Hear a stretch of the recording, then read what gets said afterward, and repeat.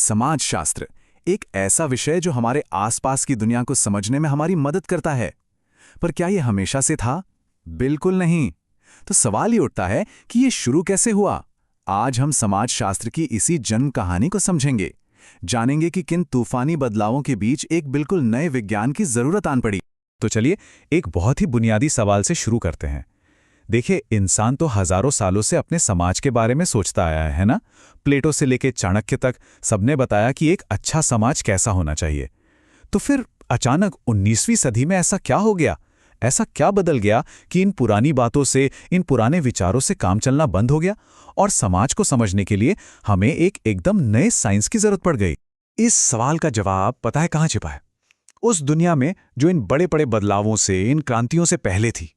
तो चलिए जरा उस दुनिया में चलते हैं। कल्पना कीजिए एक ऐसे समाज की जो एकदम शांत था, पारंपरिक था, जहां सब कुछ खेतीबाड़ी पर टिका था। जिंदगी की रफ्तार बहुत धीमी थी और हर चीज, हर फैसला सदियों पुरानी परंपराओं के हिसाब से होता था।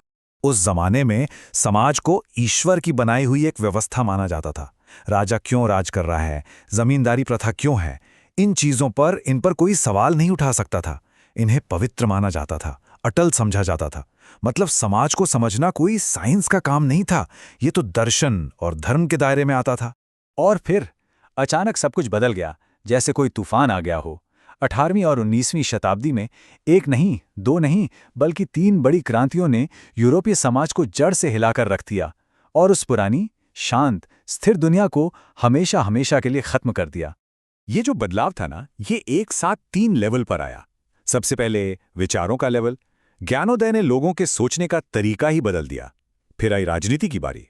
फ्रांसीसी क्रांति ने राज सिंहासन हिला दिए, पूरी की पूरी पॉलिटिकल सिस्टम को उखाड़ फेंका। और आखिर में औद्योगिक क्रांति ने तो समाज के आर्थिक और सामाजिक ताने बाने को ही पूरी तरह से बदल डाला। इन तीनों ने मिलकर समझिए बदलाव का एक ऐसा जबरदस्त तूफान खड़ा कर दिया जिसकी किसी ने कल्पना तक नहीं की थी। देखिए, हर बड़ी क्रांति की शुरुआत विचारों से होती है। ज्ञानोदय के विचारकों ने एक नया मंत्र दिया। उन्होंने कहा, किसी भी बात को सिर्फ इसलिए मत मानो क्योंकि वो सदियों से चली आ रही है। हर चीज पर सवाल उठाओ, उसे तर्क और विज्ञान की कसौटी पर परखो। और यहीं से वो सबसे क्रांतिकारी विचार पैदा हुआ कि अगर हम साइंस से प्रकृति के नियम समझ सकते हैं, तो क्या हम ठीक उसी तरह इंसानी समाज के नियमों को नहीं समझ सकते? विचारों के बाद आई एक्शन की बारी।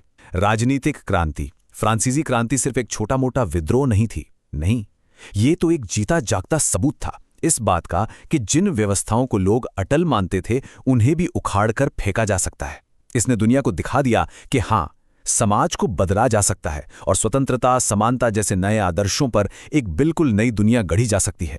और फिर आई तीसरी और शायद सबसे बड़ी क्रांति, आर्थिक और सामाजिक क्रांति, इंडस्ट्रियल रेवोल्यूशन।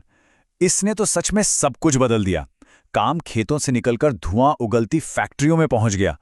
लाखों लाख लोग अपने गांव छोड़कर शहरों की ओर भागे। इससे क्या हुआ? मजदूरों का एक बिल्कुल नया वर्ग पैदा हो गया और देखते ही देखते एक ऐसा इंडस्ट्रियल सोसाइटी बन गया जो उस पुराने कृषि समाज से जरा भी मेल नहीं खाता था। तो फर्क देखिए कितना बड़ा था। एक तरफ था पुराना सामंती समाज, ग्रामीण, खेतीबाड़ी वाला, स्थिर, जहां समुदाय की, परंपरा की पकड़ मजबूत थी। और दूसरी तरफ था ये नया आधुनिक समाज, शहरी, औद्योगिक, एकदम उथल-पुथल से भरा, जहां व्यक्तिवाद और तार्किक सोच का बोलबाला था। ये कोई छोटा मोटा बदलाव नहीं था, ये एक जबरदस्त, एक बुनियादी बदलाव था। अब जरा सोचिए, इस जबरदस्त उथल-पुथल, इस केओस का नतीजा क्या हुआ? इसने उस समय के विचारकों को, थिंकर्स को बहुत ज्यादा परेशान कर दिया। पुरानी दुनिया तो वो खत्म हो चुकी थी, लेकिन ये जो नई दुनिया बन रही थी, वो बड़ी अव्यवस्थित और डरावनी लग रही थी। तो अब सबसे बड़ा सवाल यही था कि इस केओस से, इस अराजकता से कैसे निपटा जाए। इस केओस और उथल-पुथल को देखकर ना, कई विचारक, जिन्हें हम कंजर्वेटिव या रूढ़िवादी कह सकते हैं, वो बहुत ज्यादा चिंतित हो गए। उन्हें सच में लगने लगा था कि समाज टूटकर बिखर रहा है। और इनकी सबसे बड़ी चिंता, उनका सबसे बड़ा सवाल यही था कि इस नए, भागते दौड़ते औद्योगिक समाज में ऑर्डर और स्टेबिलिटी, यानी व्यवस्था और स्थिरता, वापस कैसे लाई जाए। और यहीं पर सबसे जरूरी बात सामने आती है। वो पुरानी व्याख्याएं, वो बातें जो धर्म और दर्शन पर आधारित थीं, वो अब काम नहीं कर रही थीं। वो इस नए कॉम्प्लिकेटेड समाज की समस्याओं को, जैसे शहरों में बढ़ती गरीबी, अमीर और गरीब का संघर्ष, समाज का टूटना, इनको समझने में पूरी तरह से फेल हो रही थी। साफ था, एक नए औजार की, एक नए तरीके की जरूरत थी। और बस इसी जरूरत ने जन्म दिया एक बिल्कुल नए एकेडमिक सब्जेक्ट को। कह सकते हैं कि ये हमारी कहानी का क्लाइमैक्स है, वो पल जब विचारकों ने फैसला किया कि समाज की इन नई चुनौतियों का सामना करने के लिए एक साइंस बनाना ही पड़ेगा। और इसी जरूरत से पैदा हुआ समाजशास्त्र, सोशियोलॉजी। ये कोई हवा में पैदा नहीं हुआ था, ये सीधे सीधे उन जबरदस्त सामाजिक बदलावों का नतीजा था जो 18वीं और 19वीं सदी में हुए। इसका एक ही मकसद था, समाज का साइंटिफिक तरीके से अध्ययन करना, ताकि इसकी नई नई समस्याओं को समझा जा सके और शायद उनका कोई हल भी खोजा जा सके। अच्छा, समाजशास्त्र के साथ साथ ना एक और जुड़वा विषय उभर कर सामने आया, सोशल एंथ्रोपोलॉजी, यानी सामाजिक मानव विज्ञान। अब दोनों में फर्क क्या था? जहां सोशियोलॉजी का फोकस अपने ही बदलते हुए इंडस्ट्रियल समाज को समझने पर था, वहीं एंथ्रोपोलॉजी ने यूरोप से बाहर के समाजों पर ध्यान देना शुरू किया। मकसद ये था कि इंसानी समाज और संस्कृति की पूरी डायवर्सिटी को, पूरी विविधता को समझा जा सके। तो चलिए अब उन कुछ बड़े नामों पर नजर डालते हैं, उन पायनियर्स पर जिन्होंने इन नई फील्ड्स की नींव रखी। ये वो लोग थे जिन्होंने समाज को एक साइंटिफिक नजरिए से देखने के लिए शुरुआती आइडियाज और मेथड्स डेवलप किए। सोशियोलॉजी में सबसे पहले नाम आता है ऑगस्ट कॉम्टे का, जिन्होंने इस नए साइंस को सोशियोलॉजी नाम ही दिया। फिर आते हैं कार्ल मार्क्स, जिन्होंने इंडस्ट्रियल रेवोल्यूशन से पैदा हुए अमीर और गरीब के बीच के क्लास कॉन्फ्लिक्ट का एनालिसिस किया।